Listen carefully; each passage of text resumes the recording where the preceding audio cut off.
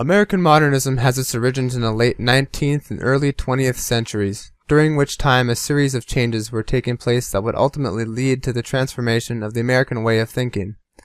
Before we can understand the literary significance behind this time in our history, it's important for us to realize what was happening to the world in the early 20th century. World War I was probably the event that introduced the beginning of all this change. Even though America came out on the victor's side, the country seemed to have lost its innocence. The idealism from the previous century began turning into cynicism, and the American tradition was thrown out the window. You may recall that in previous eras, Americans were more interested in simplicity. A person might write about something as simple as a tree. In the modern age, however, your average Joe might rather just cut it down to make room for the fast-growing economy, and then maybe write about something with a little more depth, like a birch tree. To make matters worse, in 1929 the New York stock market spiraled out of control and crashed, creating a giant heap of problems for millions of Americans. This was rather depressing, and so it was dubbed the Great Depression.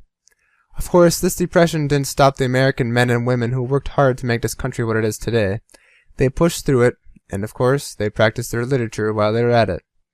They wrote about the war, the stock market, feelings, subconscious thoughts, spiderwebs, and a bunch of other stuff. Best of all, they wrote it all in a form of language that we can actually read and understand today without carrying around an archaic English dictionary.